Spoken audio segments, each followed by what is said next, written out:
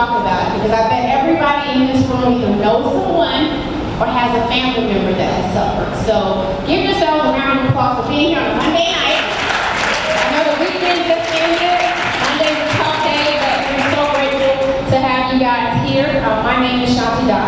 I'm the founder of the Hip Hop Professional Foundation, and within the Hip Hop Professional Foundation is the Silence and Shame movement. So you'll hear more about my journey and my walk and why we started this movement. But more importantly, there's been so much going on in the news about suicides, from celebrities, but there's so many everyday people that are hurting. We're grateful that a lot of our influencers and notables in entertainment are starting to open up and share, because we know how many of our children, and even some of ourselves, that look up to people in the public eye. But let's really talk about the people in our communities that are suffering. I received a disturbing phone call from a girlfriend of mine. A 40-year-old African-American female took her life last weekend. And that's not okay. I considered taking my own life in 2015. And that's not okay. By the grace of God, I'm here tonight on this stage, and it is my mission to continue this fight. So thank you to each and every one of you, all of our fearless leaders that are out there fighting the good fight as mental health advocates. So again, we hope that you find this conversation informative, that you'll take it back into your communities, and that you will share, and that you will walk with us as we continue to silence the shame.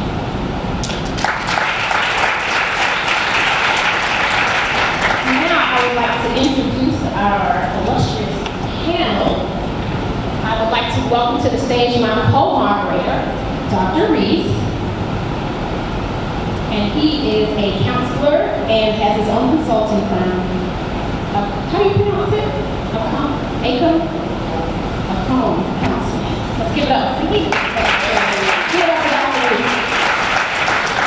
Next, very, very excited to have this young lady here. She flew all the way in from New York City. She is the Director of Communications for the National Suicide Prevention Lifeline, which is a really big deal that the National Suicide Prevention Lifeline thought enough about our little organization, Silence and Shame, to come all the way to Atlanta to partake and participate. So let's give it up for Gonzales.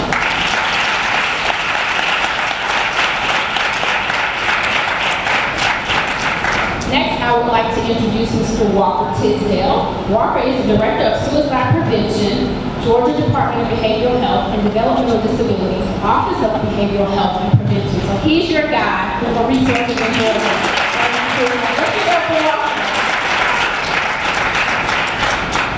Our next panelist is my good friend, and she's also the board chair of the Hip Hop Professional Foundation, but her day job, she is the Executive Director of Mental Health America of Georgia. Let's give it up for Jewell H.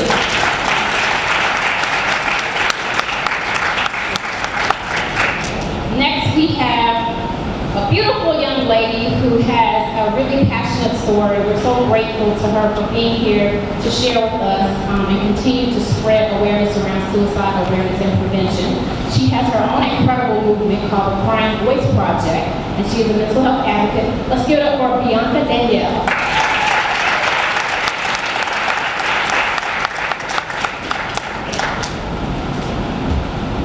And lastly, I had the good fortune of doing a radio interview with Joyce Littell for WAOK a couple of weeks ago with Dr. Adrienne Berry. She just touched my spirit and soul. I feel like I've known her my entire life. She's a licensed professional counselor and psychotherapist here in Atlanta, Georgia. Let's give it up for Dr. Berry. And you can leave that service with me.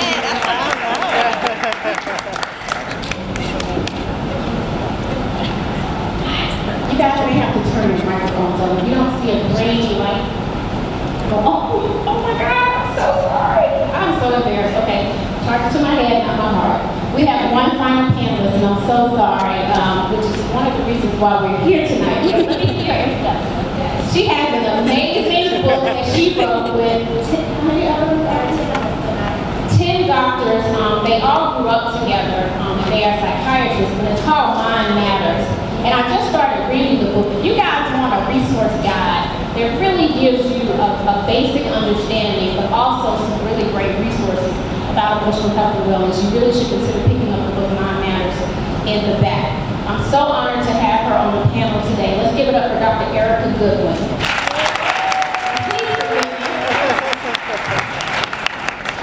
I was looking at that other chair.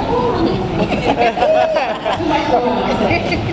Okay, so welcome to the state of our emotional health, a conversation around suicide in the urban community. Again, I'd like to thank Brian and TK and everyone from the gathering spot for having us here tonight together to talk about this most important conversation. I'd like to give everyone about 30 seconds to just tell a little bit about why you're passionate about mental health and anything that you want to mention about your job. So I get to go first? You do. Well, again, my name is Dr. Ericka Goodwin.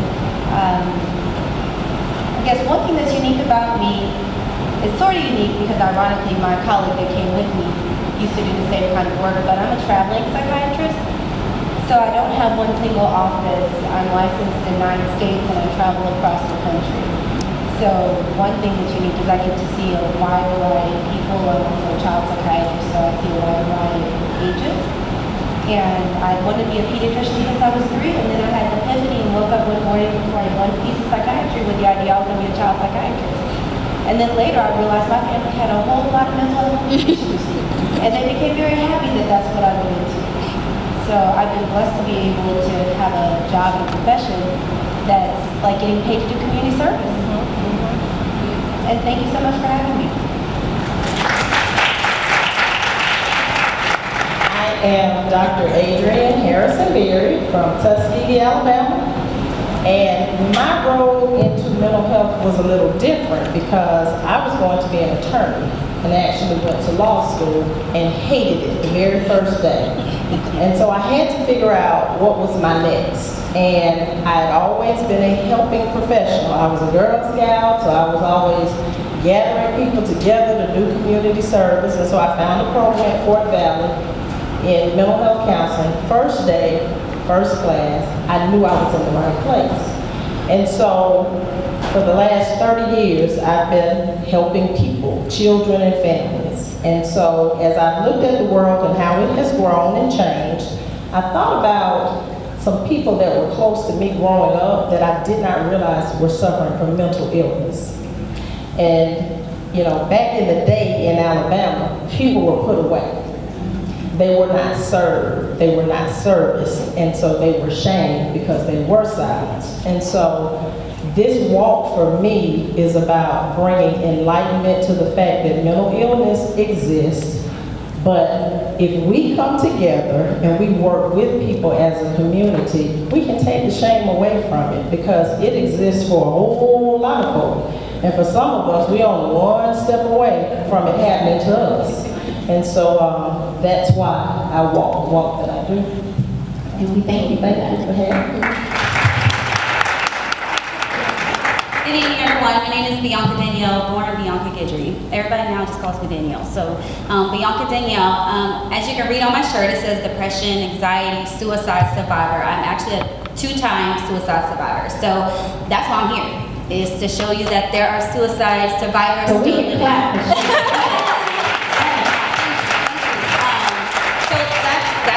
I lost my cousin to suicide in 2010.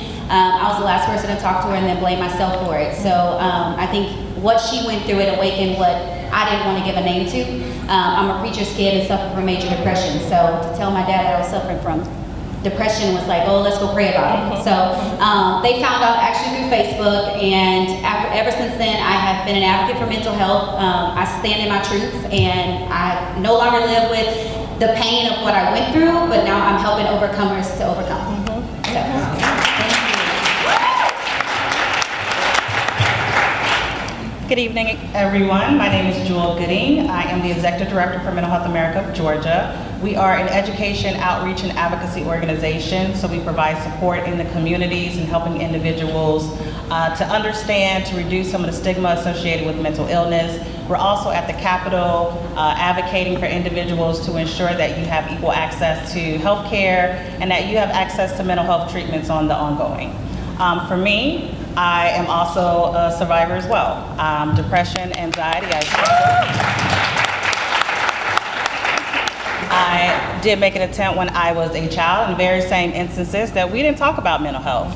in our household. No one ever knew about it. I was a straight A student. I didn't have any struggles. I was never hospitalized in any way, because that's not bad, I'm sorry. But this is an opportunity, particularly in the African American community, that we do talk about it. I grew up in the church. It's more than just praying about it and helping others to recognize we don't pray about our broken arm on the altar, we go to the hospital, we get that fixed. We want to do the same thing to help our mental health and anytime our brain is a little broken. So thank you all for being here.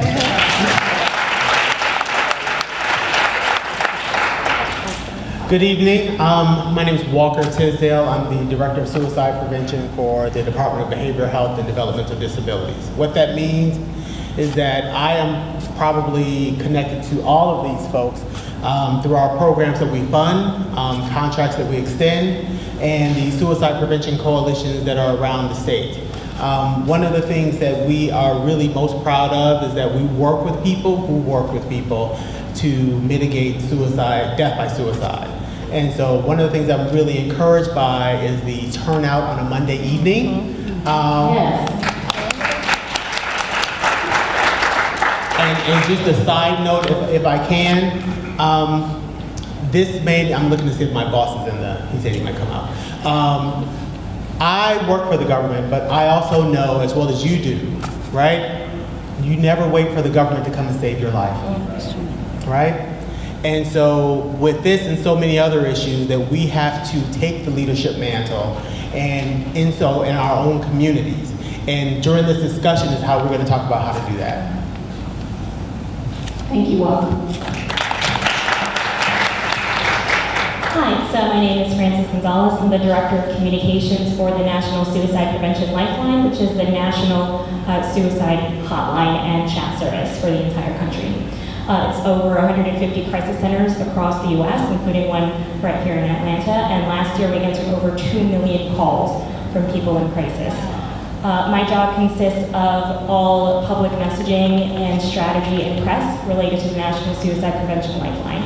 And I also have written and spoken about my own experiences with suicidal thoughts, which was really interesting to have while you were working for a suicide hotline, and the need for diversity in suicide prevention.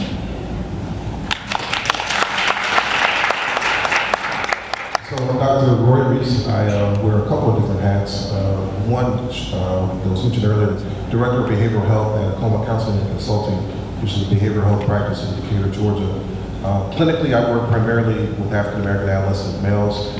I can begin to talk about why we need to be talking about suicide as it relates to black males and pulling our heads out of the sand on that one. The other hat that I wear is I'm a professor at Morehouse School of Medicine, where I work in the Kennedy Satcher Center for Mental Health Equity. And so part of the work that we do there is looking at how we create a level playing field for all folk as it relates to their mental health. And I think that the issue around silencing the shame is an important step in creating that level playing field. If we don't do it, nobody's going to do it for us. So I'm just pleased to be here this evening. Thank you. All right, so let's get down to it. We're going to probably do about 30 to 40 minutes of conversation and questions among the panelists, but I want you guys to be a part of the dialogue. So we're going to open it up and make sure that we're able to answer a lot of questions and get information to you guys. So Dr. Reese, can we start with some recent statistics on suicide in the urban communities? And any of the doctors or psychiatrists, feel free to jump in. Why does it seem that it just seems like it's not being reported as much in our community, right? So that's a very accurate statement. I mean, what we know about suicide, broadly speaking, is it's the 10th leading cause of death in the U.S. So what that should say to you is that it's a serious problem, right? 10th leading cause of death. But because we don't talk about suicide attempts in our community, I don't think that we understand it as well as we could and should understand it in the African American community. And so there's every reason then to think that it's been underreported, that it's been misunderstood. We see about 123 completed suicides a day. The thing I try to tell folks, beyond hitting them with a bunch of statistics, is that suicide is not a white problem. I'm gonna say that again for y'all. Suicide is not a white problem. It affects us too, and we don't acknowledge that to our own detriment. And the other important piece is that it's preventable. And I think that part, again, this dialogue helps us to identify folks who may be suffering in silence, identify resources that might be able to help them. Anyone else want to touch on that? I just wanted to add that I was a part of the GBI's public service announcement that came out last week. There have been 23 suicides in Georgia amongst our youth in 2018. And that's startling, because this is July. And so there are a lot of people that are suffering, and we don't even realize it. A lot of our youth are suffering, yeah. Absolutely. There was a report from U.S. News Report. Suicide rates in the United States have traditionally been higher among white than black individuals across all age groups, kind of to your point. An analysis revealed that the suicide rate among those younger than 13 years is approximately 2 times higher for black children compared with white children, a finding observed in boys and girls. What do you think are some of the contributing factors for the increase in our children taking their own lives in our communities? And again, anyone on the panel, feel free to jump in. So, okay, there you go. All right. So, is it on? Yes. All right. We're gonna trade out. Let's trade out. Oh, okay. All right. I'll take that. Y'all ready? It's gonna be good. There's a lot of contributing factors when it comes to not just for youth, but for adults as well.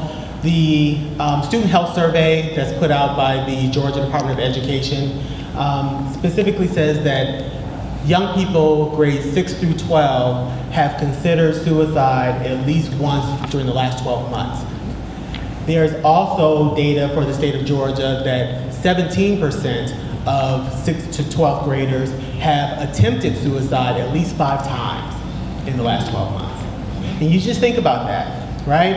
And as a social worker myself, one of the things that I'm always concerned about is the multiple attempts. Because whenever you do something multiple times, you get better at it.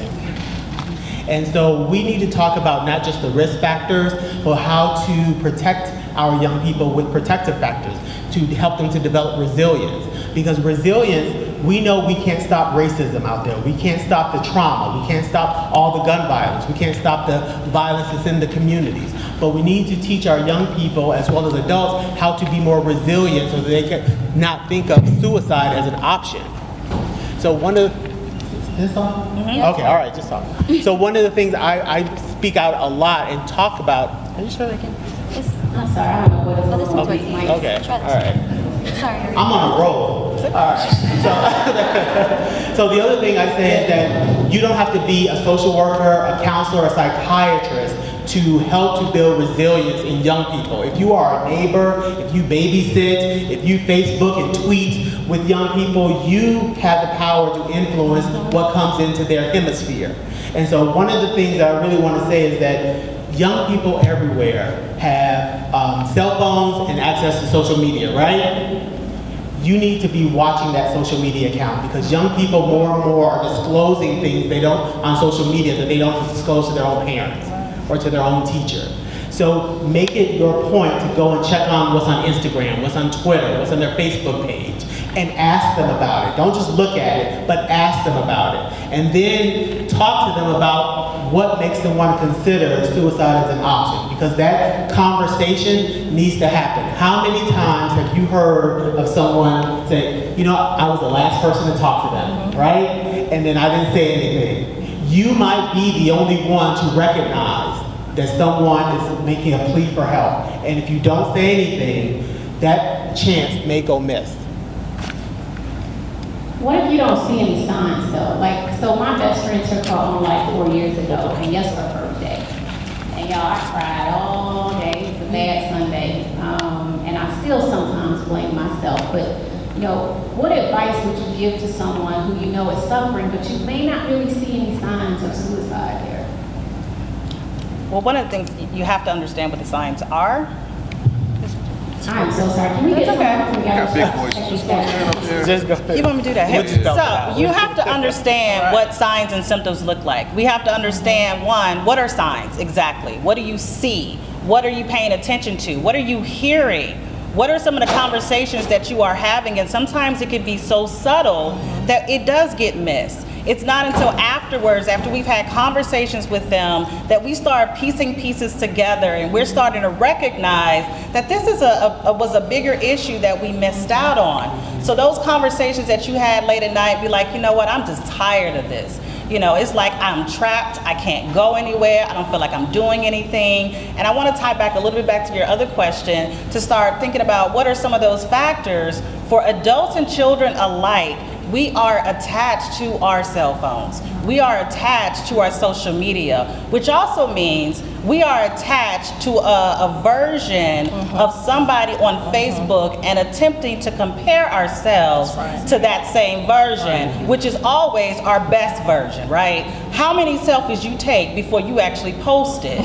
You get the best version of yourself. You gotta get the right angle. You don't wanna show the under chin. We do so much and we compare ourselves.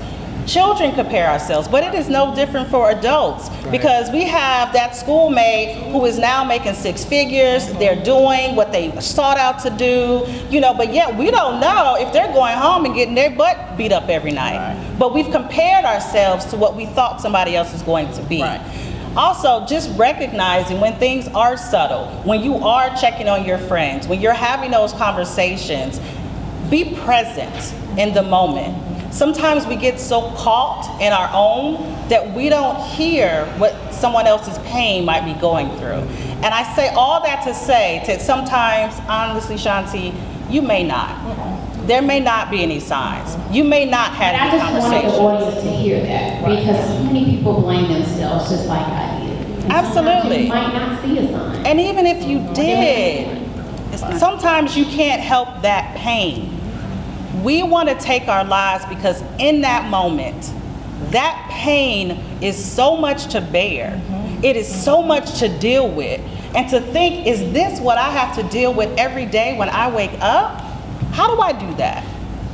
Well, I was actually one of the people who, I didn't tell anybody. So I would go out in public and smile and do everything that I could so nobody would ask, oh, hey, what are you?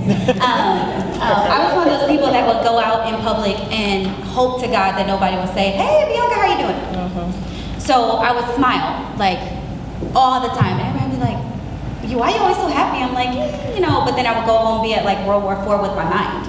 So nobody knew what I was going through. When I was ready to take my life, I had made peace with myself. I didn't think about my parents. I didn't think about my friends. Because at that point, I felt like the pain that I was going through, they would be better off without me, because I was going to project that pain on them, and I knew that my mom couldn't handle it. I knew that my dad, and it was unfair because I didn't give them a chance to handle it. But when you talk about the signs with my cousin, like, we didn't put 2 and 2 together until after she was gone. Like, she wanted to see us over spring break. Like, she was calling up everybody to meet up in New Orleans or come to her mom's house in Houston, and we were like, why does she want to see all of us all of a sudden? And lo and behold, that Friday, we didn't make it. And she called me and she said, Bianca, I want to go get this tattoo. And I had prepared. I love tattoos. And I was like, oh yeah, we're going. And I left work early, and before I knew it, they had told me. I got the text and they said, Sydney shot herself. And I said, okay, what hospital is she in?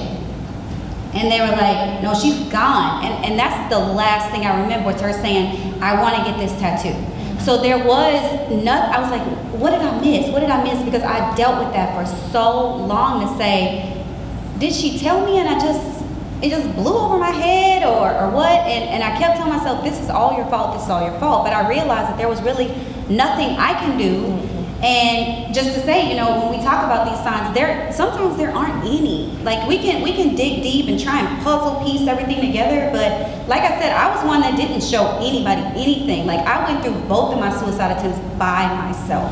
So I do want to say that when I was suicidal, I actually hyper-performed. So I needed to make sure nobody could possibly think that there was something wrong with me. So I analyzed every conversation afterward, every meeting I had afterward, to make sure that there wasn't anything I was giving away.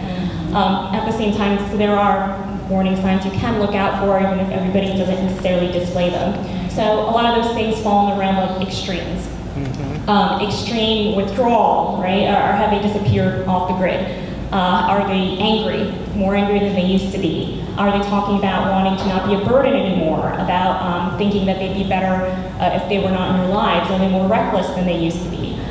There's a recent CDC study that came out that while it talked about the increase in suicide, something that was really interesting about that was that a lot of the people who died by suicide in this study, thank you,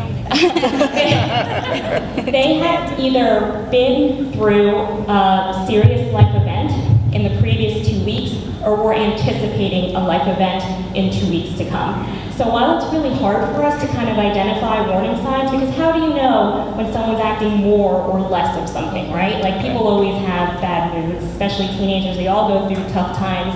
But a way that you can identify that somebody might be going through something more is saying, hey, that person, my friend is going through, my friend just lost their job, they just moved to a new city. I should check on them. How are you doing? Are you doing okay? Hey, that thing that you're going through is really stressful, and sometimes when a lot of stressors happen in people's lives, they think about suicide. Is that something that you're thinking about? So for the Lifeline, we also think that it's not enough to talk about warning signs. You have to also give people the path to help somebody else. So we have these 5 steps that we call the Be the One 2 steps that walk you through essentially as how to talk to someone in your life that might be suicidal. Because a lot of people, they want to help, but they're also afraid of saying the wrong thing. They're afraid of making it worse. And what we really want to stress there is that asking the question is the best thing that you can do. Asking if someone is suicidal doesn't put the idea in their head. Trust me, it was already in their head. What it does is instead it gives them the chance to have a conversation that they're too afraid to start themselves. That they can say, yes, I am having a really hard time. And then what you can do after that, we have more information on our site, but what you can do after that is really listen to them. Help them connect to resources, and check up on them in the days and weeks after your conversation with them. And those steps have been proven with scientific evidence to help people through crisis. Yeah, I wish I had known those steps on that dark night for me in 2015. I didn't really tell a lot of people what was going on. I had started withdrawing from my friends and didn't want to get out of bed, didn't even want to open the blinds, much less take a shower and do anything. And I was always finding excuses, of not wanting to go out and do things. And I actually did call the National Suicide Prevention Lifeline. I was literally driving around, wandering aimlessly, and then I stopped at a store, and I swear God placed this person in my pathway, because she lived on the other side of town. I'm like, what are you doing on this side of town? But clearly I was having the worst day and night of my life. And she encouraged me to call my sister, who then encouraged me to call the Suicide Prevention Lifeline. So I talked to them for about 20 minutes, and then I texted my pastor, and he told me that I'll pray with you, but I need you to get help. And that was the best advice that I'd ever got, and I'm just so grateful. And that's why, a lot of my friends to this day really didn't know, because I ain't saying nothing. I wasn't telling them. I was withdrawing, and I wanted to help, but I didn't want people to know what was going on. So yeah, a lot of times you don't see the signs. Yeah, I just wanted to say that I see a lot of adolescents in our practice, and there's been an increase, and there's a particular school that I will not name, and I see a large majority of students from that school in their high school, from 9 through 12. And there is a lot of pressure on those kids to perform academically, because there's a high price tag that is their parents are paying to have them at this particular school. But there's this theme of pressure to perform academically that they are getting from their parents, and they don't feel like their parents are listening. And the parents, of course, are doing the best that they know to do. They're trying to provide an opportunity for their children. But what I say to the parents is that I applaud them for bringing them to me, because I grew up in an era where we didn't have a platform for therapy. And especially in the African American community, y'all, that's just not what we did, because we're raised to keep secrets. Don't be going out there talking about what's going on. And so as a result of that, a lot of times you are holding on to things. So my first college roommate, we've been friends since 2nd grade, she made a suicide attempt. We didn't believe her.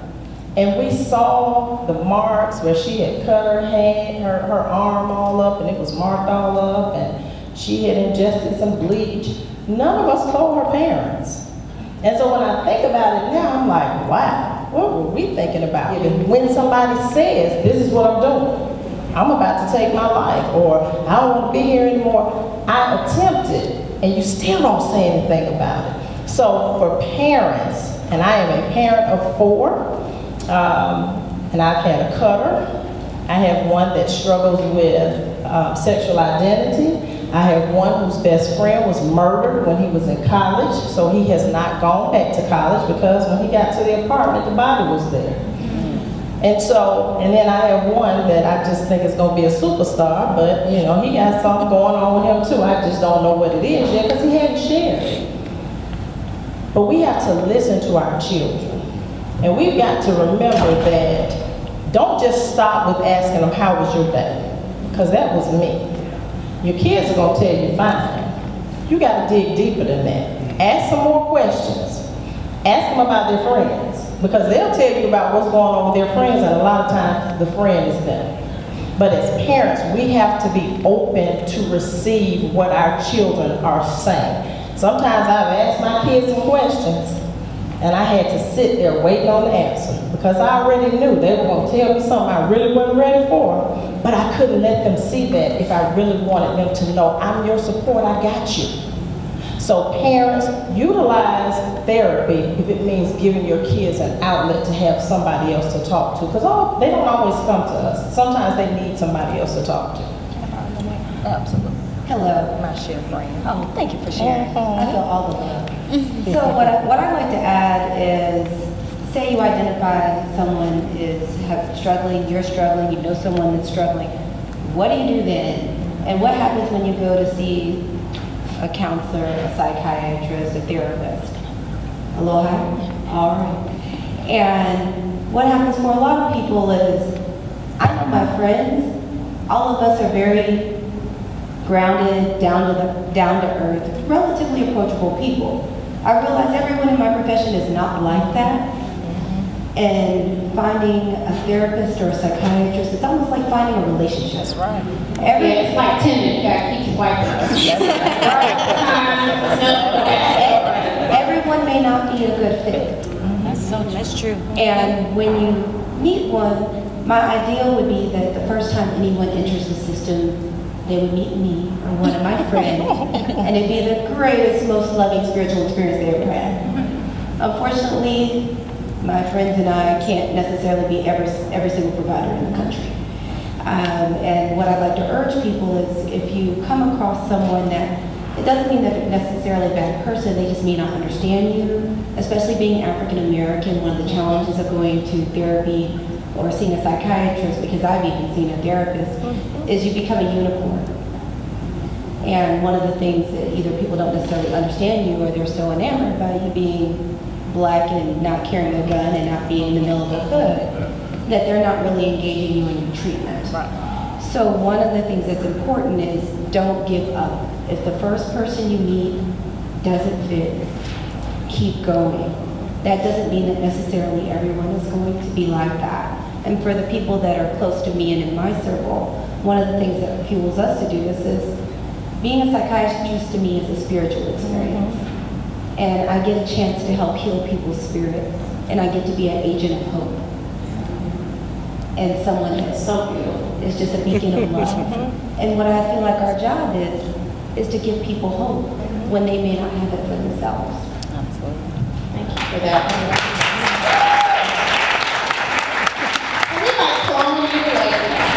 Please help us. Dr. Reese. Sure. So, a couple things. We're talking about what signs or signals to look for in the individual.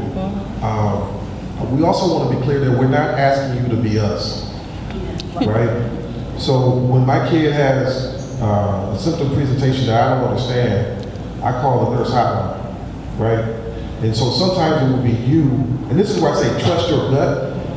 If it doesn't feel right, it's not right. So you should pick up the phone and ask, hey, I think this, I wonder about this, I'm not sure. Can you tell me what to do? What I should do next, or who I should call? those resources are also available to you to help you figure it out. So we don't want you to feel like you got to figure it out yourself, get this person to help. But you are our best source of information. And so oftentimes it won't be the individual patient who comes to our attention because they pick up the phone. It may be you who comes to our attention. They brought the patient to our attention. And so you don't have to fix it all. I think that's a huge burden. There are resources out there to help you. The other piece that I want to add to that is one of the questions I encourage people when they're selecting a provider is this a place where I feel like I can get help? That should be the question you're asking yourself. I tell folks, I take a consumer reports approach to this. I say, drive around the block a couple times, figure out whether or not this feels like a connect for you, whether or not you feel like I can help you. Because as good as I am, I also realize I'm not for everybody. So I need to be like you, that cosmic spiritual thing you do. But I am there yet. And so since I'm not there yet, and I do have an agenda, the agenda is to make sure that the person sitting in front of me gets the help they need. So if it's not me, I'm gonna help you find who might be a better fit for you. Because it's not ego driven. So again, the driver should be, do I feel like I can get some help here? I'm gonna ask a hypothetical. Yeah, I want to add just because it just dawned on me that we have not given out the GCAL number. And so here in Georgia, we are very fortunate enough to we have the national hotline, but we have a crisis access hotline in Georgia.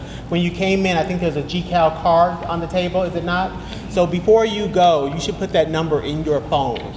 It is 800-715-4225. And there are cards on the table. And the reason I want you to put that in your phone is because if you encounter someone who is in crisis, it doesn't have to be around suicide, but any mental health breakdown or disconnect, you want to know where the resources is before you need to have it, right? There's nothing worse than being in the midst of a crisis and then need to Google, right? And so I cannot tell you how many times people have found me in my office in an administrative building looking for help because they Googled me because my name was on a website somewhere. And I'm not the person who can help them in a crisis. I work in an office building, but Jewell can get you to a crisis. Get you to support. Can get you through a crisis. And so one of the things I want to just encourage people is something very concrete, is to know what that number is and what it is. And they send out, if it's deemed to be a crisis, they will send out a licensed clinician free of charge. They're not going to charge you. And then if the person is not deemed to be warranted of a crisis, they will then make a referral somewhere else. So just make sure that you have that card from the back table and take it and put it in your phone. I definitely want to agree with all of that.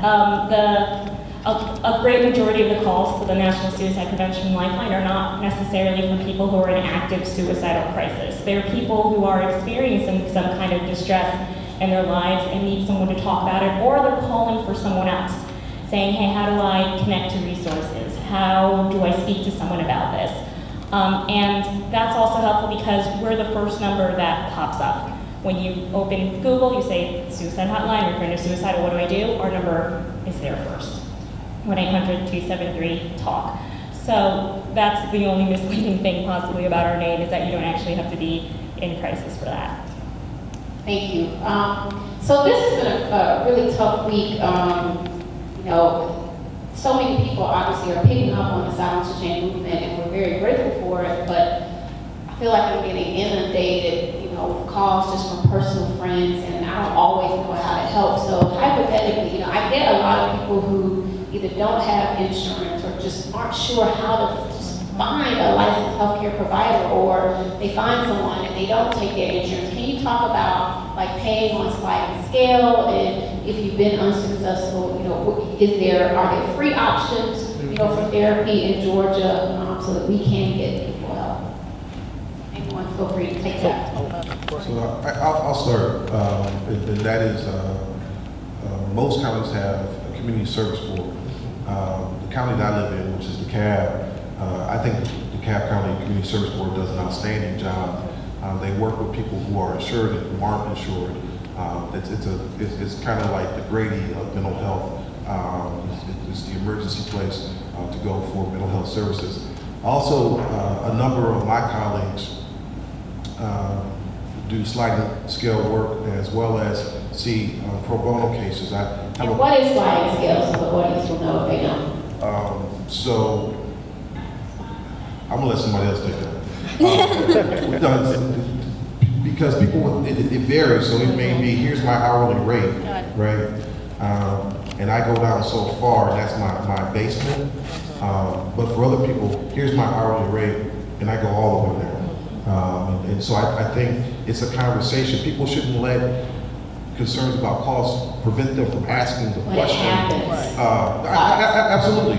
And what I'm suggesting, so my policy in my office is if you don't have insurance, if the sliding fee schedule that I use doesn't work for you, then I'm going to help you get connected with the community service board or another provider. I'm not going to let you be in need, walk out of my office and say, good luck to you. And I think that there are a number of people who are like that. Also know that there's some psychiatrists, for example, I'm thinking of two people in particular, Sarah Vincent and Zani Baharani, who have what they call public sector days, where they work at community clinics, seeing patients, and these are patients who could not afford to go to their private practice, but this is a way for them to give back. So I think a lot of people are also doing that. Anybody else want to add to that? So I am the mental health advocate, so my story is going to be a little different when we talk about affordable health care. And we talk about insurance, because when we think about our mental health, unfortunately, that is the very last thing that you're going to focus on. Most times, if you have third-party insurance, check with your insurance carrier, of course, and to identify, but most times you may only get about 10 sessions. And as any of my deemed psychiatrists, psychologists who are up here with me will tell you, 10 sessions is not enough. That is just an opportunity to get you open up, and then it's like, okay, see you next year. What do you do? How do you advocate? So I do want you to be very familiar with the terminology called parity.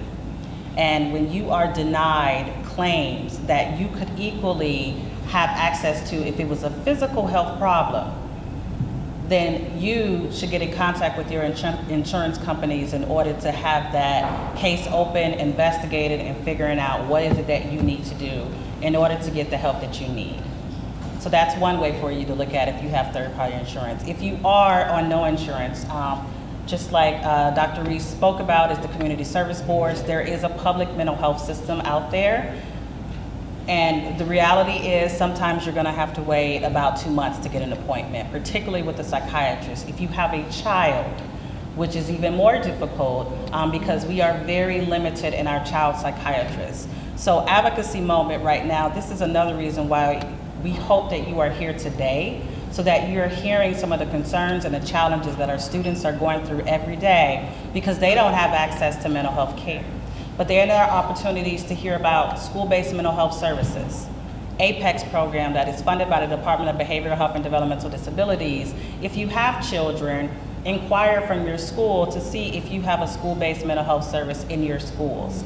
Sometimes that is another option for you to receive services, and it's also easily accessible for you to go through. If you do not qualify for any insurance and you are skeptical about going to a community service board, there are alternative treatments. NAMI, that is in the back, that is the National Alliance for Mental Illness, and they are one of our partners that we encourage you to go. Talk with others who have experienced mental illness. Other folks, we have support groups, they have support groups for individuals who have the mental illness as well as the family members. So it is an opportunity that sometimes if you can't get to the therapy, if it's not that easily accessible for you, continue to look.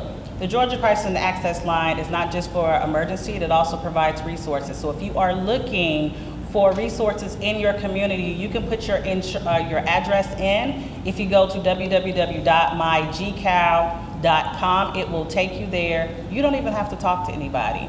Well, you can put that information in and get connected to a resource in that way as well. Utilize your church. The website again? www.mygcal.com, mygcal.com, to put your address in. There are other websites who does the same thing that provide you the resources. There's a organization, Healthy Mothers, Healthy Babies, have an expansive resource site for you to go on, put in your information, and it gives you all types of resources.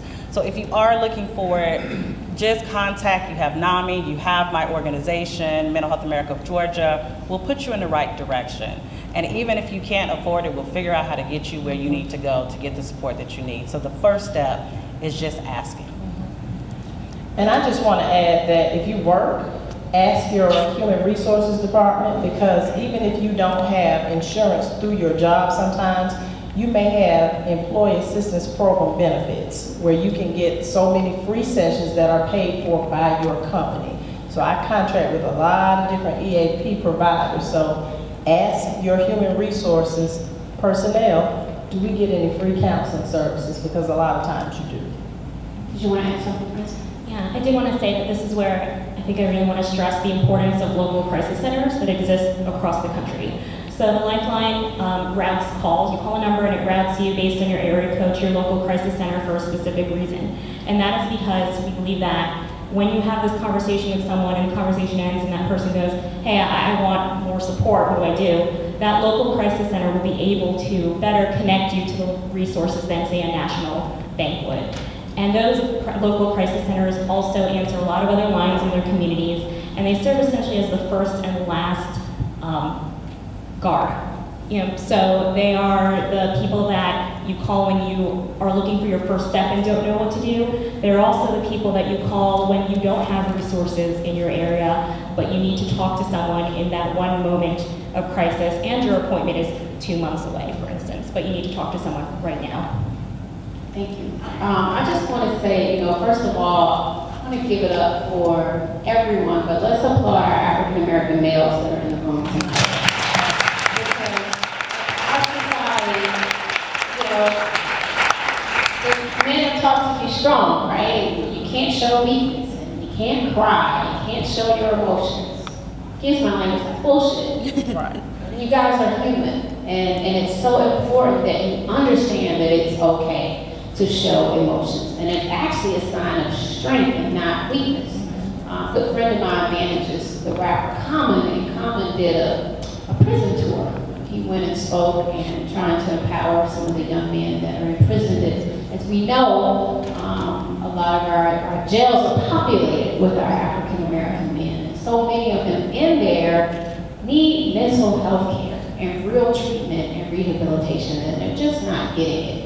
I would just like for you guys to talk about have you seen an increase of African American men coming in for treatment? What do you think is being done in the community to get them to be okay with opening up and sharing it? And is there an increase in African American men? In my own practice, which is primarily focused on panelists and African Americans, I am seeing more African American males in particular. Somebody asked me earlier about my business. I said, yeah, unfortunately I'm in the growth industry because I can't keep up. We have a waiting list type of situation. I think one of the things that young people have done that the adults need to catch up with is they're talking about this, and we need to pay attention. And so perhaps, and I've been practicing for over 20 years, that at no other time in my practice career have I seen people talk about suicide to the extent that they do. I don't know what all explains that, but it's happening. And I'm seeing, unfortunately, increased completions. For those of us who don't think it's real, I had a 12-year-old complete suicide this year. Now, it wasn't my patient, but my patient was her best friend. And my patient was jacked for the rest of the school year. Because as we talk about suicide, we're talking about what we can do as individuals, as parents, as families. We also need to talk about what the institution is charged with the care of our kids, how they handle it. Because in this particular instance, the school, they really goofed it up. Now, part of it is they just didn't know. Who thinks a kid in their school is going to commit suicide? Up until that moment, that school did not. And so they did a lot to exacerbate, to make worse what was happening there. And so I think we're seeing more. I think that not only do we need to be thinking about how we support those young people who are coming into our offices, but again, because they spend 6-7 hours a day in school, we need to be thinking about how we support those institutions that are tasked with, taking care of our babies. So can I speak to that for a second? So part of our job at the state is that we actually partner with the Georgia Department of Education through legislation.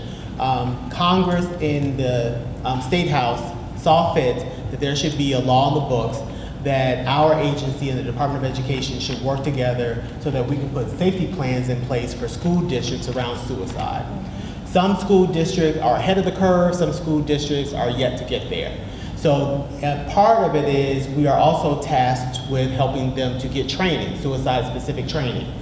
And our office funds training around the state, individually, through contractors and so forth.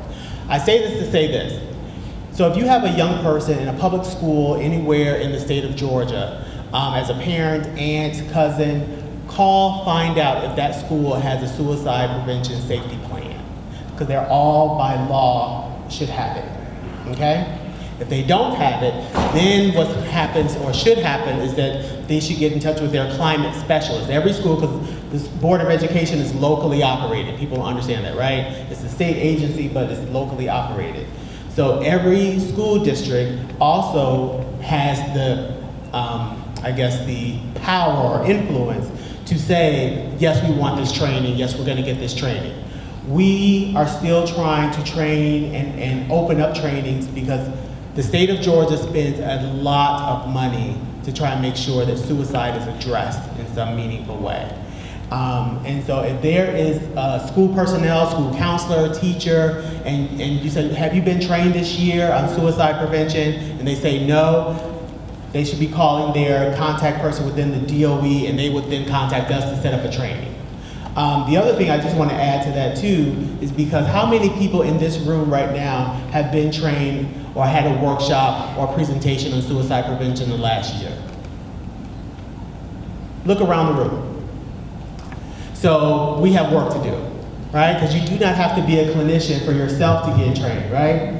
I will tell you now that if you are part of a community group, your job, we also offer 90-minute basic, just like CPR, right? You have CPR for the heart. There's something called QPR, question, persuade, refer. I have to give this plug because it's a 90-minute, really quick, but it's very helpful how to question and ask the right questions, how to persuade someone to get into care or to get help, and then how to refer them.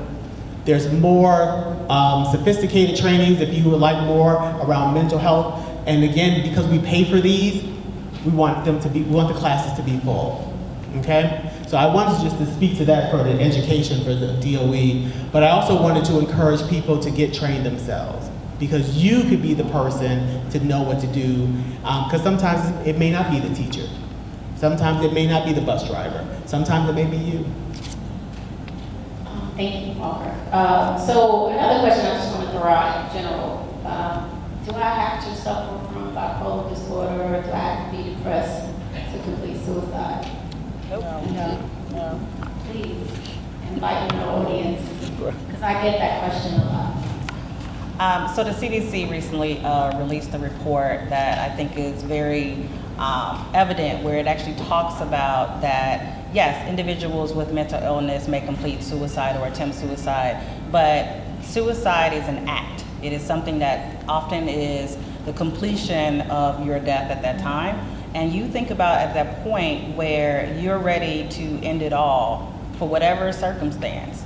42% is for relationship problems, 42% of individuals complete suicide because of that reason. They had a bad breakup. You know, you recently got divorced. You may have found out infidelity, cheating. We get upset. We're impulsive.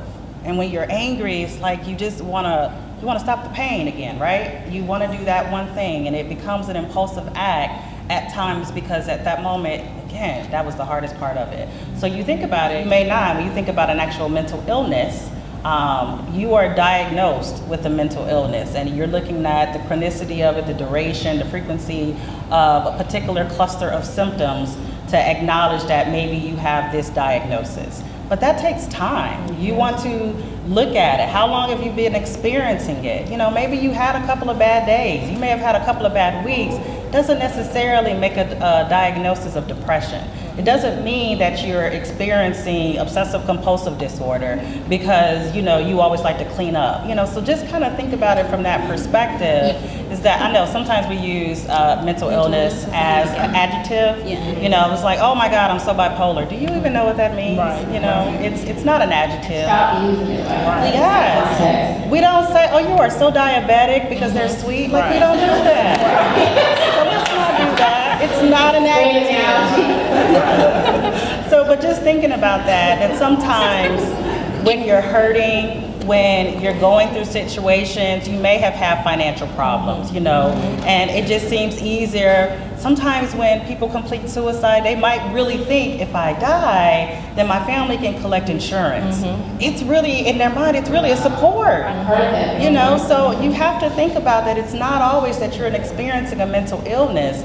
Some people may actually have suicidal ideations and may never attempt, you know, or they may, thoughts. Ideations are thoughts. But they may have thoughts about taking their lives or killing themselves. Doesn't mean they're actually going to complete it. So again, there is no cookie cutter. There is no, this is what this is going to look like for this particular person in this particular situation. But it is helpful when you do educate yourself. So thank you, Shanti, for having a... And can you guys talk about why the mental health field, if you will, prefers the word complete versus committed? I'm a press person, I can talk about that. Alright, so I work with the press a lot, and we always recommend the Reporting on Suicide guidelines, which are available on reportingonsuicide.org. And they share the do's and don'ts in talking about suicide in media. And some of that includes ways to describe suicide. And one of the reasons we ask people not to say committed is because committed is what happens when you do a crime, right? So it's great, which is it's a subtle connotation, but it's there. And it's those kinds of connotations that kind of permeate through our society and make talking about suicide a really shameful and hidden thing. And adds to the stigma. Right. So we recommend that people say they died by suicide, somebody completed suicide, someone killed themselves. We also kind of recommend that people don't say there was a successful suicide because, I mean, that's not a goal a person necessarily wants to reach or that we encourage somebody trying to reach versus, you know, an incomplete or unsuccessful. And those people are suicide attempt survivors. I also do want to note that we're talking a lot about loss survivors, and those are the people who have been affected by loss, by suicide loss. And I do want to note that attempt survivors and loss survivors are at a higher risk of suicide themselves through those experiences. So having those conversations and using the right language can be really important in moving that conversation forward and changing how it goes. Thank you for that. Whew, that's heavy, y'all. Because, you know, my dad doing it as my best friend, I mean, I will honestly say that was a big part of my ideation. I thought it was okay that when the going got tough, that was a viable option for me, which it should never have been. And I pray I never get to that point again, but that's real talk. And so because you don't necessarily have to suffer from a mental illness to have suicidal ideation or to possibly, hopefully not, complete suicide, that brings me to coping and self-care and how important that is. And I'd like for some of you guys to elaborate on that, and we're going to open it up for questions. But like for me, my therapist recommended yoga.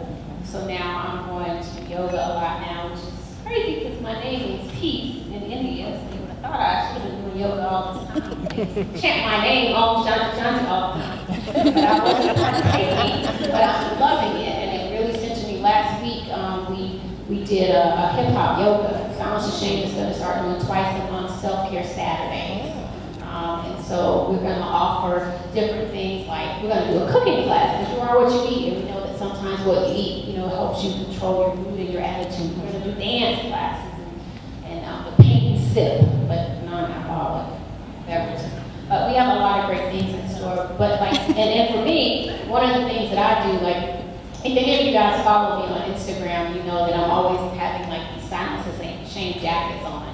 So like part of my therapy is actually going to thrift stores and to fabric stores. It immediately calms me. Like yesterday, I was having a really terrible day crying about my best friend's birthday and going back to that last phone call that I had. I was one of the last people to talk to her before she shot herself. And I have another family member that's going through some serious issues right now from a mental health perspective. And I just was tired of crying and being in my feelings yesterday. And I was concerned about my own health. So got up, went to Goodwill, this little jacket. I didn't get this yesterday, but so what I do is I go to the Goodwill store, I find cute little jackets, and I go and take other pieces of fabric and I remix them. But that puts me in my happy place. So whatever your happy place is, you've got to really make sure you understand the importance of self-care. I don't care who you are, an entrepreneur, you know, if you're a nurse, a doctor, a homemaker, a teacher, we all have mental health. We may not all have a mental illness. So please share a little bit more about self-care. I would say for me, the most important self-care that I've learned now, that I actually found a therapist that I actually like, because it did take me a long time to get to somebody that I actually felt comfortable with divulging into my experiences with, is I write a lot. I'm also a speaker, so I do a lot of content. And one of the things, and it's crazy you said that about your healing experiences, because one of the videos I just did in my car sitting outside was about your levels of healing. And I see a couple of videos last week that really kind of disturbed me, because they were saying don't go on people's pages who are just writing posts and this, that, and the third. And I'm like, but if that's their way of healing, you can't tell people how to heal. Like you have to become the CEO of your own healing. So that's what I had to do. I like that. Yes, Coin and hashtag. Got it. One of the things that I also enjoy is cooking. My friends know I love to cook. And so one of the things that I cook and I post my pictures and I talk about how great the ingredients are and the art that you get out of just cooking. And another thing that I do is I write a lot. I'm a future author. My book's releasing in September. Just about my experiences. And my therapist told me one of the things, and I ran out of therapy. Okay, I'm not ashamed to say I ran out of. She told me this. She said, "Be okay with what you did to yourself." And I was like, what does that really mean? And one of the things that I suffered with, and one of the things that landed me on the bathroom floor, was people pleasing. And I was like, oh. And one of the biggest things that I fear is rejection. So I had to learn that it's okay for people to reject me because they don't deserve me. And it's okay for me to say no. It's okay for me not to show up to this event. It's okay for me to say, I have to take care of me today. And say that again. It's okay not to show up. It's okay. Because I was one of those people that wanted to be everywhere because I felt that that person would be upset at me if I didn't show up. And that was something I was telling myself. It wasn't something told me. So I had to be okay with being okay. And one of the things that I also realized that my dad, I always wanted to make him proud because we went through so many family issues. And when he told me he was proud of me, I was able to let go. And it was like, that's all you needed to hear? Like, I've always been proud of you. But I'm like, one of the other self-care things, and I'll pass the mic, is get a circle that supports you. And I have, they're all sitting right there in the front. They're my lifelines. And I call them and I've scared them several times with my issues, but I do know that they won't ever give up on me. And that's one of the things that I did identify with because my friends are my family. And so when I need them, they're coming. But they also put me back in my place when I need to. So thanks, guys. Great. Anybody else? One of the biggest things that I feel about self-care is a way to either connect or reconnect with who you actually are. Because one of the things that happens with life is there's a lot of chaos and a lot of identities that either all of us accept or are thrust upon us that don't necessarily get to the core of who we actually are. You know, be it you're a mom, you're a dad, you're running around, you have a lot of work, there's stress going on, these relationships, and it's very easy to get caught up in all the chaos, and in the chaos forget who you are really, or what kind of things you really enjoy, what things make you happy, and what makes you feel like you. And to me, a big part of self-care is reconnecting with yourself in whatever activities are going to help ground you and help you feel like you. So for me, it's a big part of one of the biggest things in mental health care, regardless of if you have a diagnosis or if you're seeing a doctor, or if you're seeing a therapist, is at some point you have to take care of yourself. It's kind of like I can't remember what thing I was watching. Oh, I was watching this comedy special by Ali Wong. I highly recommend it. It's terribly irreverent. But she was talking about how she knew she was down for the cause, that, you know, you have to put your mask on before you put your mask on the kid. But with a lot of this, it's like if you don't take care of yourself, you can't take care of anyone else. Be it your family, be it people at work, be it your friends. And your self-care is what helps you take care of yourself. And that also affects when we're talking about kids. It's hard to have healthy kids if we don't have healthy adults. So part of the journey of helping all of these children is we have to be healthy and step out and be comfortable with the discomfort of dealing with our own distress and handling our own issues and our own traumas, so that we can actually be present for other people. Because if we can't be present for ourselves, we sure as hell can't be present for someone else. Thank you, Dr. Goodwin. I just have to touch on this one for a second, because 2 members of my tribe are here. So when you say that, because I got some age on you, but the tribe is crucial. And for women, we have the ability to connect emotionally, because it's kind of how we're nurtured and raised. And so my god sister is here, my girl Dr. Sherry is here, and they are part of my tribe, because I just got divorced after 29.5 years. Can I get a woo-woo for that? and here's the thing, but it was my choice. That's right. But here's the thing, my tribe kept their finger on me. And I am a therapist, so they know how many people I'm out here caring for all the time. How many people pulling on Dr. Adrienne all the time. Who's caring for you? Right. But my tribe, they were blowing my phone up, texting. Sherry was all in another city. Are you okay? Hadn't heard from you. How's it going? You know, my god sisters, my tribe, and they're not all here. So that's important. And I want to encourage the fellas in the room, because a lot of times you all aren't encouraged to talk the way that we are. And y'all are problem solvers. Y'all don't do all that. You know, you want to get to the end, and this is what we're going to do, and that's it. I love your shirt. Yep. It says, men cry, care, read, love, think, feel, laugh, forgive. I love your shirt. Because when men sit on my couch and they say, you know, they feel the tears coming and they want to exit and go to the bathroom or step out and get a drink of water, I get an extra box of tissue and I sit it right there and I say, tears are cathartic.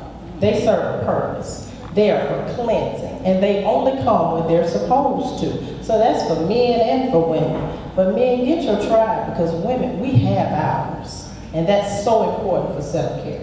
Absolutely. Thank you for that. So we're going to open up for questions. We have some of our team members taking around index cards, but we're going to bring a mic out into the audience. So if you still want to be anonymous, you can write your question down and bring it up to us. Otherwise, we'll have a mic come out. But I also want to acknowledge my team member, Tanya Walden. You guys look to the back. Stand up, Tanya. Tanya has an organization called, a movement called My Life is a Gift. And so I'm very proud to announce that we're going to be partnering with Tanya, Silence to Shame, and My Life is a Gift. Are going to be putting together a program for survivors of suicide attempts.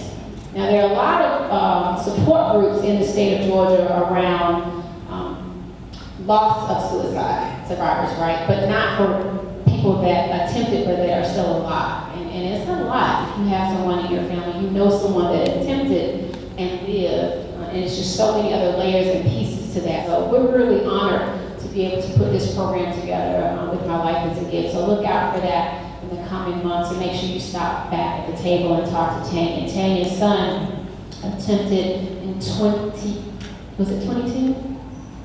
2011. But he is, thank God, by the grace of God, he's still here with us. He is a wonderful, fine artist and rapper. And we're just here to support her as well as so many other people in our community that have someone that is still living that attempted. So we're going to give Portia the microphone, and then we'll start taking questions from the audience. And please, if you want to make a statement, keep your statement a little brief and get to the question just out of respect for the other people in the audience. Thank you. Raise your hand if you've got a question.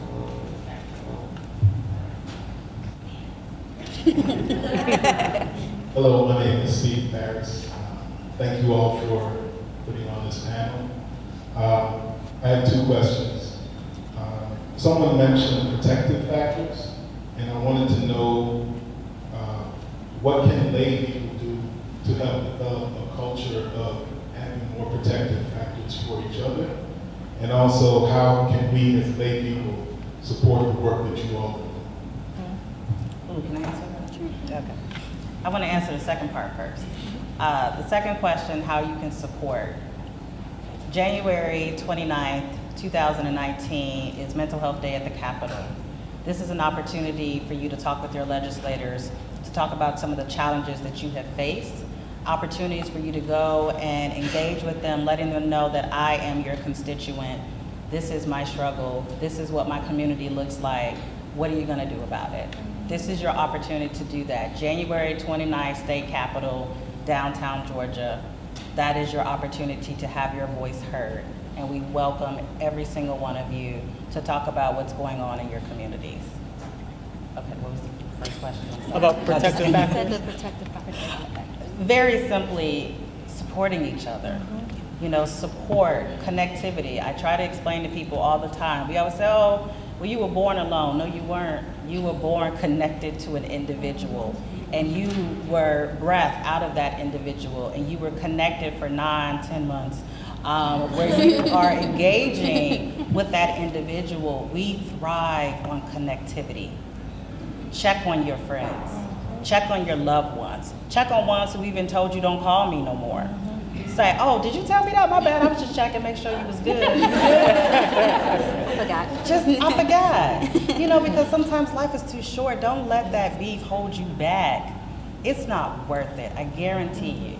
Okay, that was it. All right, I'm going to take one question from the audience and then we'll open it back up that was written. This is a good question. How do you change the approach to helping someone when drugs are involved? Because we did not touch on this, but you cannot talk about mental health without talking about substance abuse. Who wants to take that? As therapists, we have to stay in our lanes because everybody does not have the same specialty. So if you are seeking professional help, you need to ask the clinicians that you are dealing with, the doctors that you're dealing with, if this is an issue for you, is this something that they specialize in? So that if it's not, they can refer you out to someone who is. It's important that if you are dealing with somebody that has a substance issue, that you have some knowledge of what that looks like. Because a lot of times when people are using substances, you've got a lot of manipulation and deception and dishonesty that's involved with that. And so it's hard to address the other issues because you don't ever know who you're dealing with when somebody is using substances. So you have to seek treatment for those issues in addition to seeking treatment. I got a couple last week that was referred to me. We're dealing with some alcoholism. And so he has a separate therapist that is dealing with that because I am dealing with them as a couple. But I stress to her, you have to support him in his walk of sobriety in order for you all to work on this thing as a couple. So it's okay to seek additional layers of support anytime you're talking about substance use and alcoholism. And I have a family member that suffers from bipolar 1 disorder, and they've been dealing with it for the last 12, 13 years. And you know, he started using recreational drugs as a coping mechanism, and he has fallen off the wagon, if you will, whether that's, you know, marijuana, drinking, even getting high off aerosol cans. And, you know, they've been in and out of treatment facilities, but so many of the mental health, like outpatient or long-term care facilities, will not treat him until he gets clean. Well, and the hard thing also about substance abuse is, especially since we're talking about suicide, is it puts people at increased risk for suicide. Between the mood changes that happens when people use, along with also being more impulsive and less inhibited. Or, yes. I just flew in this morning, so just work with me. So it's important to get it treated, and I guess it says, how do you support someone? One of the differences is it's very similar, but you have to support and encourage them to get clean and get help. The other thing is if someone needs medications, their medications aren't going to work right. Correct. If they're using. Not to mention the fact that they may look like they have different symptoms that was actually underneath what they were using because of their drug use. Naturally, nobody wakes up one day and decides, hey, I want to be a crack addict. So most of the people that have substance issues, there's something else fueling it versus them being someone that uses substances that happens to be depressed or something. And alcohol is a depressant. I mean, I'll speak from my own experience. I've never used hard drugs, but I'm the occasional casual drinker at the house. When you start having 2 or 3 and it's a party of 1, that's a problem. And so when I was going through my own suicidal ideation, I had to put the bottle away. But when I was going through it, I didn't really know how to do that. And it just made me, talk myself into a more deeper downward spiral. But again, thank God, I can have the casual drinks now, and I don't use that as a crutch. But so many people don't know how to come out of that. And so you have to be really careful and watch your loved one or friend or family member if they start using recreational drugs. We can go back to the next question. Actually, before the next question, one of the things that's important to understand about the drug piece is that for the person that you're concerned about in terms of the depression and the suicide piece, you get them in treatment for the substance abuse, the depression and the suicidality may actually clear itself up. So what came first, the chicken or the egg? Well, we're not really sure. But when we start treating one, sometimes not only do we become clearer about the underlying symptoms, but sometimes the thing that we're most concerned about actually clears itself up. Because many drugs are depressants, and so we see that increase in suicidal risk, and so getting that cleared up is critical. Next question. Hello, my name is Shai, and I suffer from depression as well.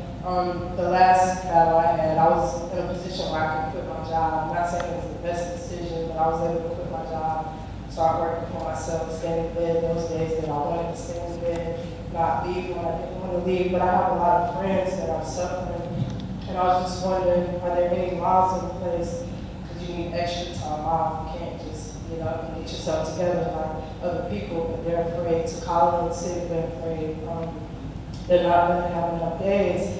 And then like if you want to get a gun, they're going to go background check because certain things should disqualify you, but certain people don't want to go get medication for depression because you may not be able to get this next job that you need or things of that nature. So I was just wondering, are there any things in place that you can get help but also kind of keep it discreet so that you can, continue your life without this being something that hinders you from moving forward?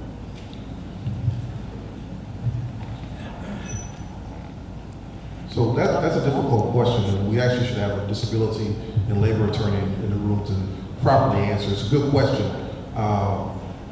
With respect to what jobs will do, I've had a number of patients who apply for short-term disability because of a mental health condition. Now, what happens is, if you qualify for the mental health or for the disability, your employer, in terms of your supervisor and your colleagues, don't know why you're on short-term disability. They only know that you were granted 30 days, 60 days, 90 days, whatever it is, period, to be out of the office. They cannot ask you about it. They cannot talk to you about it. And HR cannot release that information to your colleagues. So that piece I'm pretty clear about. With respect to how that impacts you in other areas such as applying to get a firearm, etc. I don't know about that. But that's not some information that people would know about unless you disclose it. Right. Yeah, so there are HIPAA laws in place that you have protected health information. So one, there should never be a reason why that information is being crossed to your employer. The same as for if you're trying to obtain a gun license.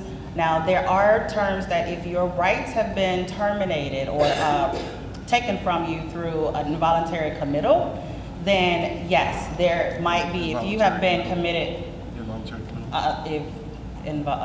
hospitalized. So if you've been hospitalized against your will, someone has hospitalized you against where you said you didn't consent to this, but a judge has made the determination at this point, or a psychiatrist has made the determination that you are not fit to maintain in the community and you need to be hospitalized.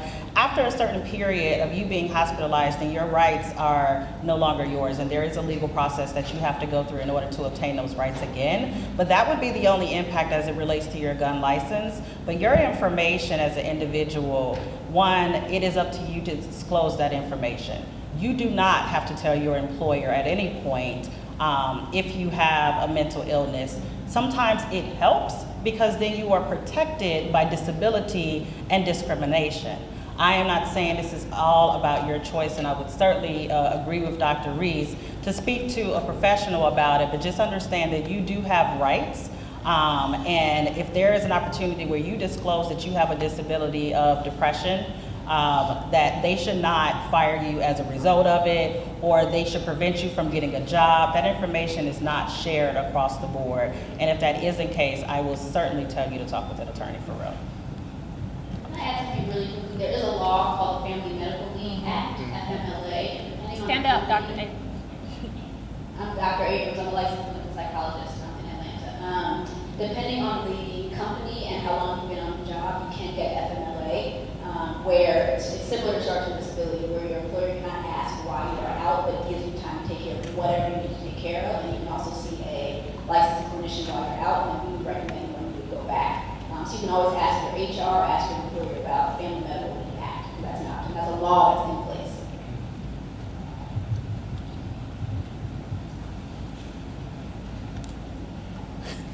Good evening. Shanti, thank you for putting on this event. Support 1,000%. I thought it was great that what you three touched on, Bianca and the other two queens here, about tribe, about having a therapist, about having a certain friends. I myself dealt with something recently where a young lady and I were expecting, and she ended up having a miscarriage. So it was eating me up a lot. And so with y'all talking about that, you know, it helped me to talk to one of my close friends in my hometown, who I've been close with for almost 10 years. And that was like the first person I shared this information with. And she was able to kind of talk me through everything. It helped me get through because it was really eating me up. Like it was, because when I found out the young lady was pregnant, it's like, okay, you know, whether it's a little boy or a little girl, but you know, now that happened. So you all tried therapists and friends. I would like to know the others, you know, who helps you all? Who do y'all go to with everybody coming to you all? So my own therapies are my kids. They rejuvenate me, energize me. My faith, the gym, and then I go to a monthly men's group with other brothers to, you know, we've created the tribe because it's not safe in other spaces for us to be vulnerable and transparent with some of our stuff. So I've created this. I did not create a space. I got invited into a space where I get support around me and my stuff. Hi, so I didn't have anybody. That's what it felt like, and that's actually a little bit about what it was. So I was in an abusive relationship that I left, but I lost a lot of people along the way when that happened. I was the first person in my family to be born in the U.S., which comes with its own set of circumstances where they don't have a vocabulary to even say what something like depression looks like, so I have severe depression. And so the only thing I could tell them was that I was tired. And then I also have worked in jobs where weakness and mental acuity has been impressed or is now very important. So I didn't talk to anyone at work because I felt like if I told them I was having a hard time, that I was struggling with the pressure, then I would lose my job. And so that left me with what felt like no one. So it took me years before I went to a therapist, and that was the best thing that I could have possibly done. He treated me on a sliding scale because I had no money at the time. And even then, after that, it took a couple years before I went on medication. And that really changed everything. So for me, self-care is about making sure I take that medication every day. I didn't want to go on it because I was thinking, I don't want to have a pill control my life. I don't want to have to go to a doctor and have this chemical thing filled out for me. What if somebody sees the pills on my table and they find out? Does this mean I don't have any control over myself when this is something I should be able to take care of? And the answer was just like, this is, what you need. I think for myself, it's funny you should ask that question, because I, in all honesty, am not taking care of myself as I should. And I'm the director of suicide prevention for the state. And 2018 has been a very interesting year, because just in coming to this role, I had a staff member to pass away suddenly. A close relative of mine just got released from prison after 28 years, which should be a happy time. But anybody who has a family member who deals with incarceration, then the transition starts, right? I call it a success when I can go and keep my physical appointment with the doctor and the dentist. I personally have not had small steps. I was looking into a men's group, honestly, but didn't have time to go. We don't get scheduled carve out time. Well, I was going to cancel this evening. And matter of fact, my family asked me, because I just came from Savannah last night, said, you know what, are you gonna go? You should not call in. I said, but I promised. And so I don't say that to feel sorry for me, because it actually is a wake-up call, because I do know how to take care of myself. I shop at Macy's. I know how to take care of, but I'm not doing a good job right now. I'm not doing a good job. Thank you for coming tonight. I do want you to carve out some more time for yourself. You do such great work, but we want you to be here with us. I totally get, and you know what? And I have to say, I have a really good boss that I can go into his office and we can have that conversation that sometimes black bosses can have with their, staff. Because I do work for the government, and I have responsibility for the state. And so sometimes it's easier said than done. And so I say that to say that you have inspired me with that question, that I really need to plan a vacation.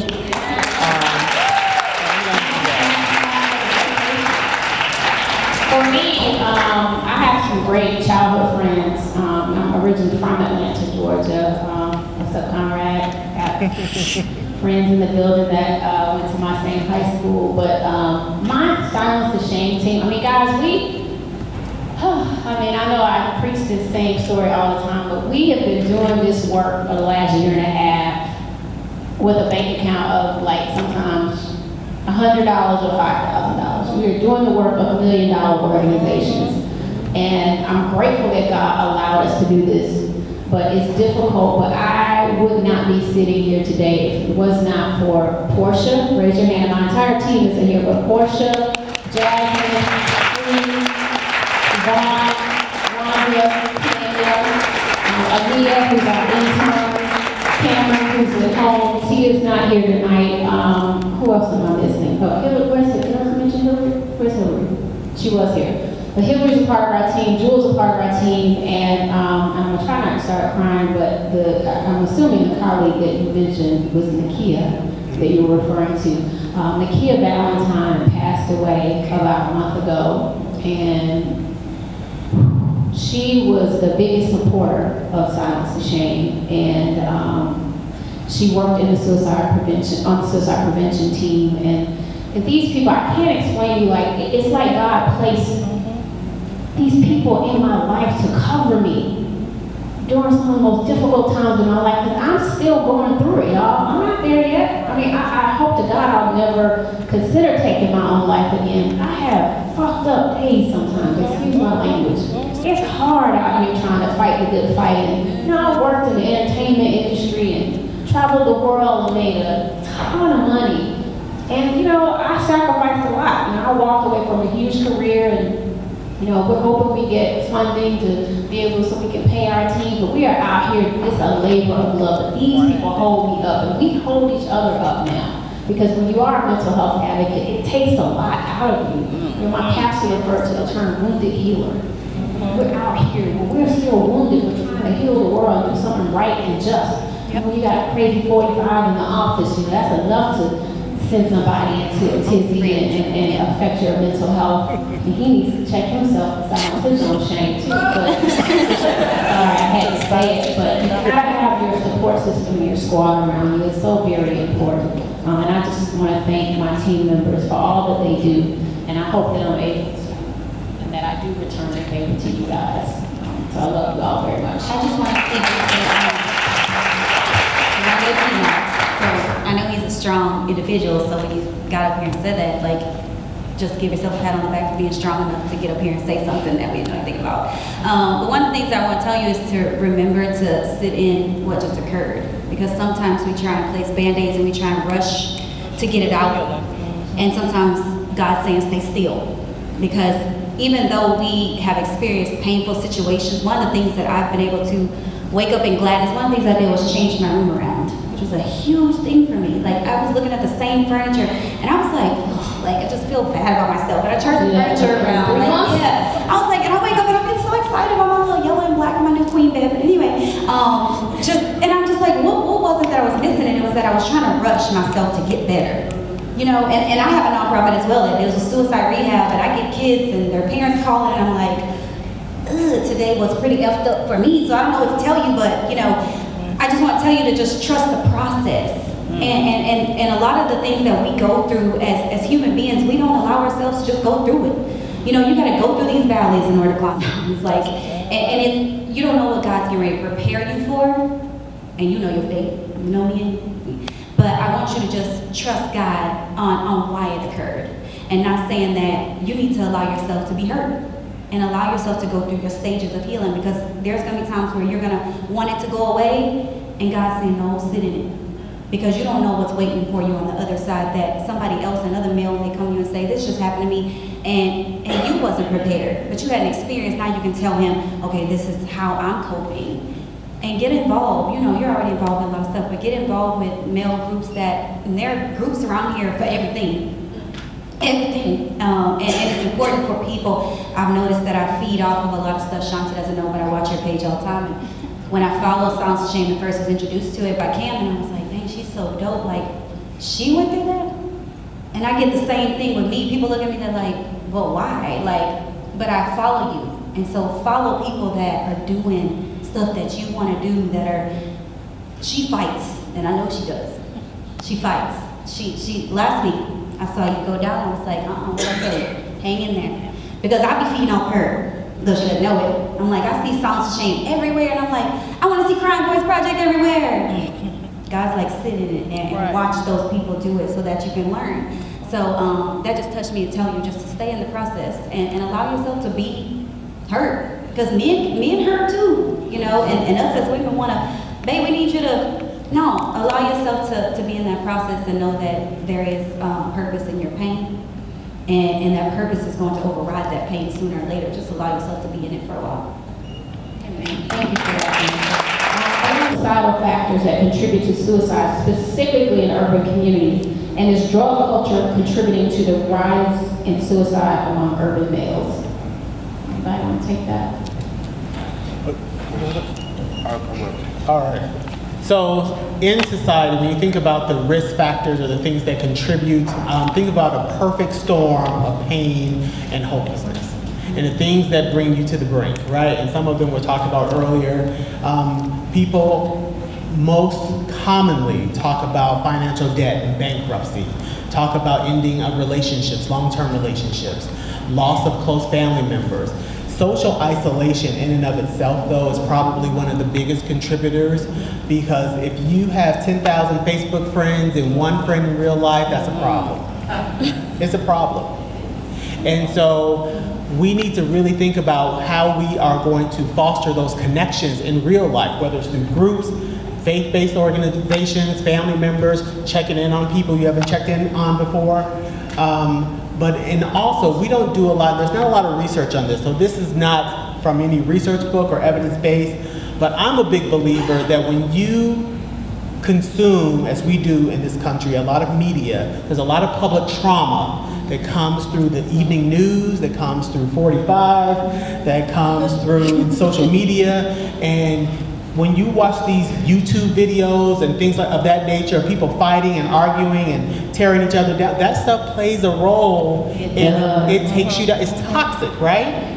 And think about how long do you have to be exposed to toxicity before you become toxic, right? And then when you get that thinking, that toxic thinking, those are the things that lend itself to you thinking about, well, maybe suicide is an option. So just think about that. So one of the things, and I apologize that we're at the end of our time and I'm bringing this up, is talk about societal factors. And we've not talked about our brothers and sisters in the LGBTQ community.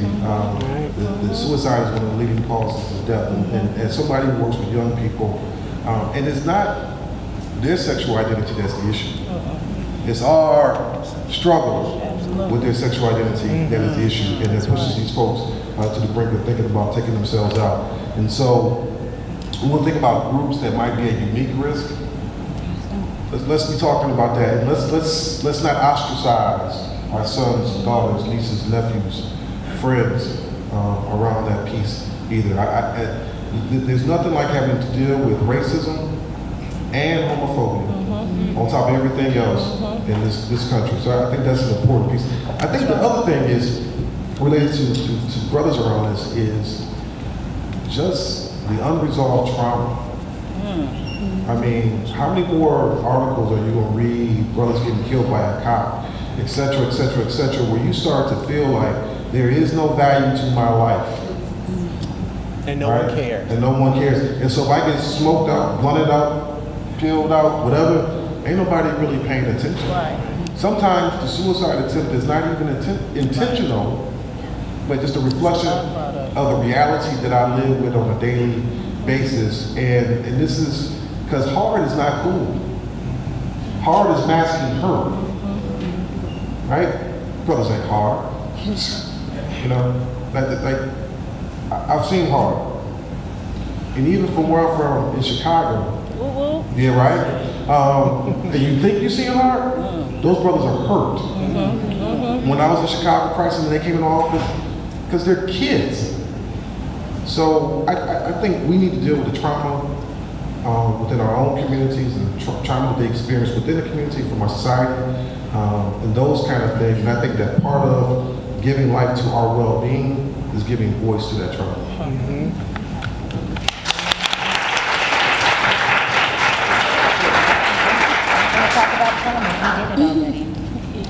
Well, what I was going to say just basically is drug culture is a culture of trauma. Because there was a question about drug culture, and there's a lot of intergenerational trauma in our communities, along with just everyday societal trauma. And one of the difficult things is just in our community, trauma just goes perpetually untreated.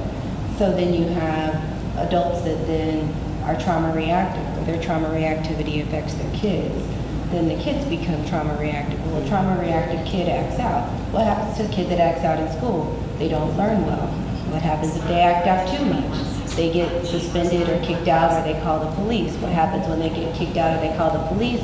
They go to jail. So it's just, the trauma piece is just huge. Hey, Shanti, if you have to call the police, I want you to ask for a CIT trained officer. Is it close to 1013? You get to that. It's a form. So there are, in Fulton County and DeKalb County, are actually trying to do a decent job with this. There are police officers who are trained to respond to people in crisis or suffering from a mental illness, where they will try to de-escalate. Their first inclination is not to, right? Ask for a, seriously, sister, I'll talk to you later. But we need to ask for CIT trained officers, because oftentimes when that often, one, that clues them that it's a mental health issue. Two, a supervisor will oftentimes be dispatched on that call. And so there are just more people there attending to what's happening. It's CIT is Crisis Intervention Training. It is a specialized training that officers go through for about 40 hours a week in order to learn how to effectively engage individuals who experience mental health challenges. Thank you. Thank you. Any more questions in the audience? We'll take 2 more from the audience. Here and over there, this gentleman. Hi, good evening. I am a survivor. January 1st of 2017, I tried to kill myself. I have spent the last year and a half trying to get healthy. And just one thing I wanted to point out, and maybe the doctors can say something about this, is that a lot of people that do get diagnosed with something, the doctor gives them a medication and the first medication doesn't work, or they're having too many side effects, so they just stop taking it. And my brother also passed away as a result of his mental illness because he would not take his medication. It wasn't, and for me, it took over a year and a half of so many different combinations of antidepressants, antipsychotics, mood stabilizers. We couldn't get together. I actually ended up having to do ECT, electroconvulsive therapy. I do still have to take a medication, but ECT saved my life. And just the point of people not giving up because the first medication doesn't work.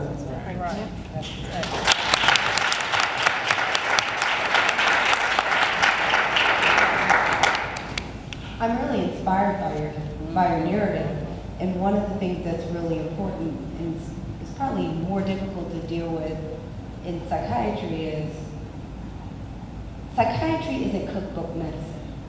There are some fields that you may not pick the best antihypertensive, but most likely if you give this drug, somebody's blood pressure is going to go down. Or someone has a runny nose and a cough and their sputum is green, you give them Zithromax, most likely they'll be okay. And what ends up happening with a lot of the treatments that we have is there's not as high of a predictor of which one is going to be the best fit for each person. So it turns it into almost just as much of an art as it is a science. That's actually one of the things I love the most about it. But the other thing about it is being able to find someone that treats you that looks at the full picture, because for a lot of people, medicine is just a part of the solution. It's not the only part of the solution. And ironically, in the book that Shanti referenced that we wrote, I actually did the non-medication treatment chapter and talked about ECT, along with other treatments, because for most people it's literally building a toolbox of multiple treatments together that help someone.